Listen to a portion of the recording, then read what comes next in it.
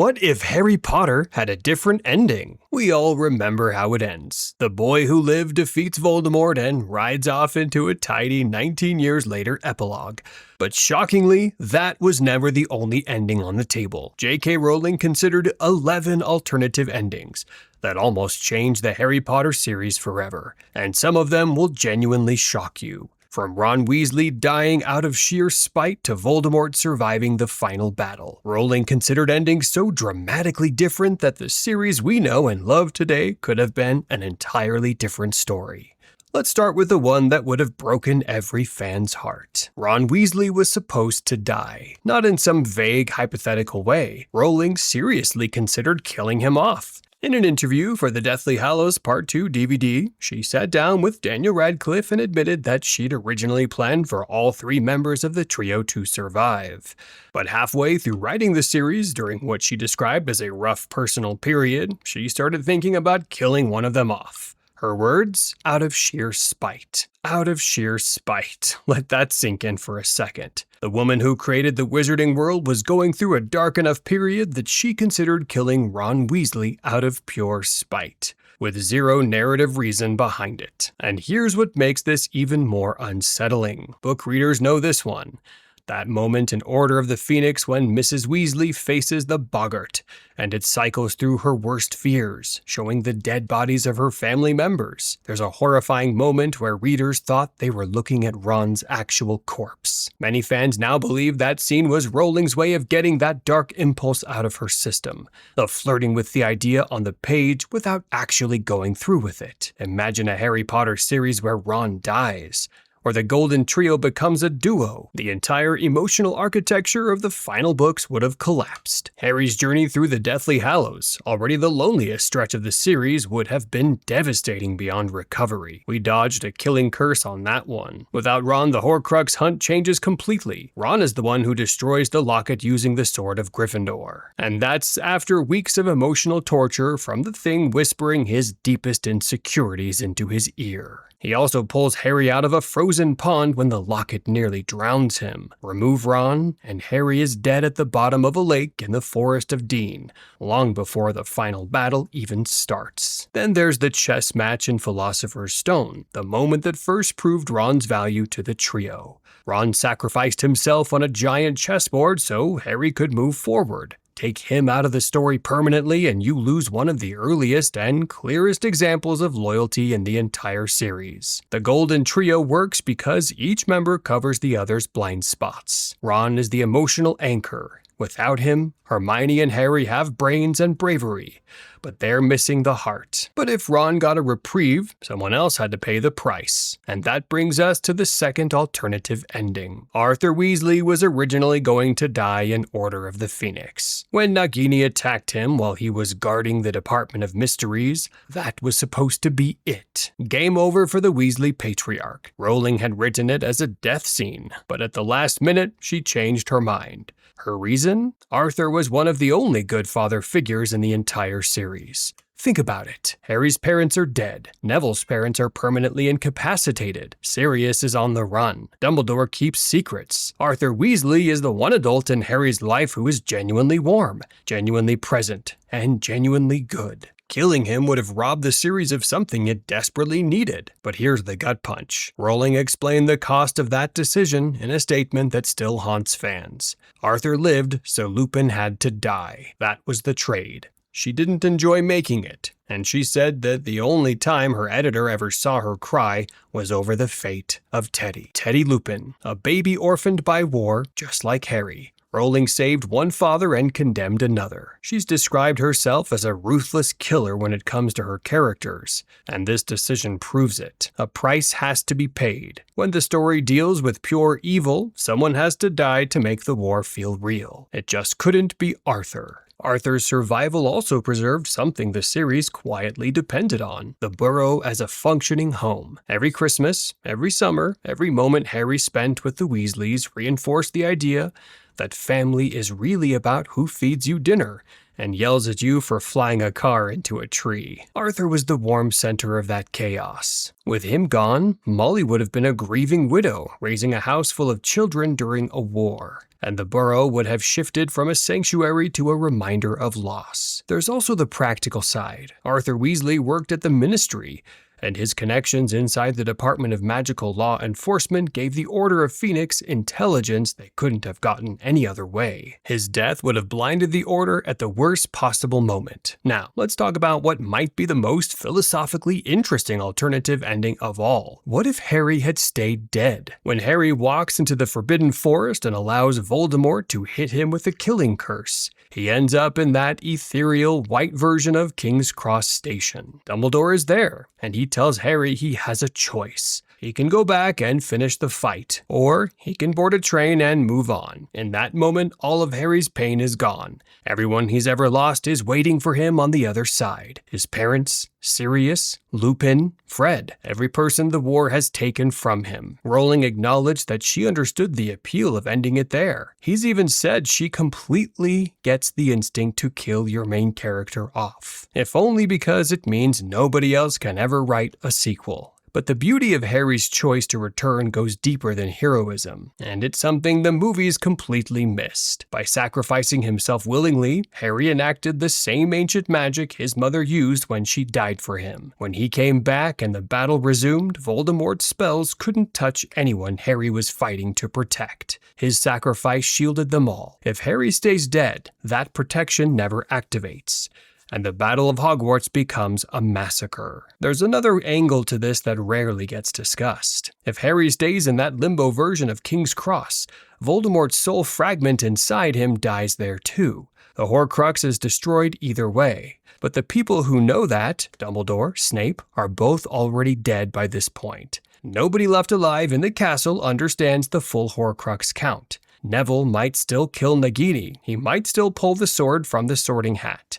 But even then, the fighters at Hogwarts would have no way of knowing Voldemort was finally mortal. They'd be battling a Dark Lord they still believed was unkillable, with their symbol of hope lying dead in the Forbidden Forest. Morale wins wars as much as magic does, and Harry walking out of that forest alive was the single most demoralizing thing that ever happened to Voldemort's forces. The fourth alternative ending isn't really one Rowling considered changing, but it reshapes the entire series if you think about it long enough. What if Neville Longbottom had been the chosen one? The prophecy that set everything in motion didn't name Harry Potter. It described a boy born at the end of July to parents who had defied Voldemort 3 times. 2 boys fit that description. Neville Longbottom, born July 30th, 1980. Harry Potter, born July 31st, 1980. 1 day apart. The only reason Harry became the chosen one is that Voldemort chose him. And here's the layer that makes it tragic. Harry was a half-blood. Neville was a pureblood. The thing Voldemort hated most about himself was his own half-blood status, a theme Rowling first planted all the way back in the Philosopher's Stone,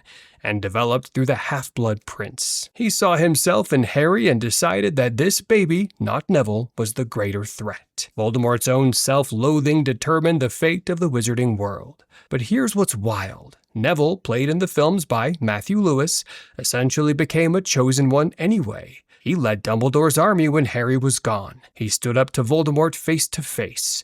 And in the most critical moment of the final battle, he destroyed the last Horcrux by killing Nagini with the Sword of Gryffindor. The Cursed Child actually proves how essential Neville was. In its alternate timeline where Cedric Diggory becomes a Death Eater and kills Neville during the Battle of Hogwarts, nobody destroys Nagini. Voldemort wins, Harry dies, and the wizarding world falls. Neville Longbottom, the kid everyone underestimated, was literally the linchpin of Voldemort's defeat. Remove him, and everything crumbles. Speaking of things that crumbled, let's talk about number 5, the romance that Rowling herself says she got wrong. In an interview conducted by Emma Watson for Wonderland magazine, Rowling dropped a bombshell. She admitted that Hermione probably should have ended up with Harry, and that her relationship with Ron was written as a form of wish fulfillment. According to Rowling, Hermione ended up with Ron mostly because she was clinging to the plot as she'd first imagined it,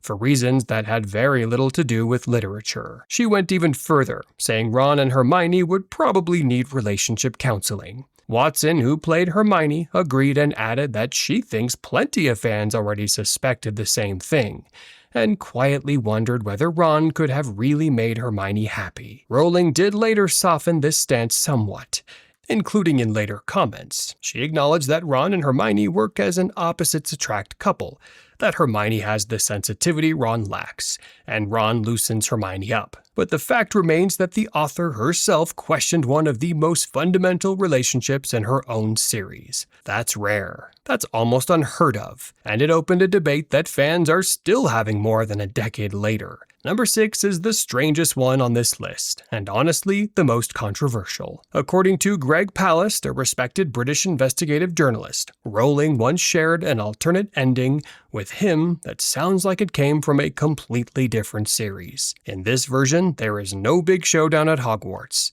Instead, the final confrontation happens in the Forbidden Forest. Voldemort has developed a new curse called Opungo Mortem Besios, designed to trap Harry's soul in eternal silent suffering. But before the curse can take hold, ghostly figures appear. Harry thinks they're his parents. They're not. They're Tom Riddle Sr. and his wife, Voldemort's own parents. "Our dear son, we will not let you be harmed," they say. The Riddle ghosts rush toward Voldemort. His own curse reflects back on him, and the Dark Lord begins to shrink, his body transforming until he becomes a small child. His parents take his hands, and time freezes around them forever. The world forgets Voldemort ever existed. Only Harry knows the truth, and a century later, an elderly Harry Potter sits in his office as headmaster of Hogwarts. Now, is this real? Palast is a serious investigative journalist, and it's hard to imagine he'd fabricate something like this. But many Potter fans remain skeptical. Whether it's genuine or not, it's a fascinating glimpse at what could have been. A version of Harry Potter that ends in a strange, haunting kind of mercy. Number 7 is the darkest timeline, literally. In The Cursed Child, Albus Potter and Scorpius Malfoy travel back in time and accidentally create a reality where Voldemort won. In this world, Cedric Diggory was so humiliated by the Triwizard Tournament that he joined the Death Eaters. During the Battle of Hogwarts, Cedric killed Neville, which meant nobody destroyed Nagini, which meant Voldemort couldn't be defeated, which meant Harry died. There's even a holiday called Voldemort Day. Hogwarts is run by Dolores Umbridge, and Harry's son, Albus, has been completely erased from existence because Harry never survived to have children. It's the ultimate what-if scenario, and it hammers home just how fragile that victory really was. The Cursed Child catches a lot of criticism from fans who refuse to accept it as canon, and the Cedric becomes a Death Eater plot point is usually Exhibit A in that argument. Cedric Diggory, the boy described in Goblet of Fire as genuinely decent, turning evil because he got embarrassed at a school tournament, it's a stretch, and fans have been vocal about it. But the timeline's internal logic still does something interesting. It shows that Voldemort's defeat depended on a chain of extremely specific events, lining up in the right order, and snapping even one link collapses the whole thing. Scorpius Malfoy, trapped alone in this nightmare world, is the one who has to fix it. A Malfoy saving the timeline that a Potter accidentally broke? Lucius would have had a meltdown over that one. Number 8 is a deleted scene that would have changed how we see one of the series' most divisive characters. In the original cut of Deathly Hallows Part 2, directed by David Yates, after Neville gives his speech and Harry reveals he's alive, there's a moment where Draco Malfoy runs from the Death Eater's side, pulls out Harry's wand and throws it to him, shouting, "Potter." Tom Felton, who played Draco throughout all 8 films, filmed the scene. It's a tiny moment, maybe a few seconds, but it represents 7 years of complicated history resolving into a single act of courage. Draco turned his back on everything his family stood for and made a choice. For the first time in his life, that was entirely his own. They cut it. Screenwriter Steve Kloves and director David Yates made the call. And there's a solid argument for why. The scene would have undermined the moment where Harry reveals he has the Elder Wand's allegiance because of Draco's disarmament. But fans who've seen the deleted footage feel robbed. There's even a fan theory that supports Draco's hidden goodness going all the way back to Chamber of Secrets. When Dobby tells Harry he's heard good things about Harry Potter, some fans believe Dobby heard those kind words from Draco himself, since Draco was the only person in the Malfoy household who actually knew Harry. Number 9. The extended epilogue. That 19 years later chapter was originally much longer. Rowling had detailed the name of every single child born to every Weasley family member, but it went beyond that. Her original notes included Harry eventually becoming headmaster of Hogwarts, Ginny apparently turning into a bird at some point, and most disturbingly, Harry's great-great-grandson inexplicably named after Voldemort, showing signs of violence that suggested he might become the next Dark Lord.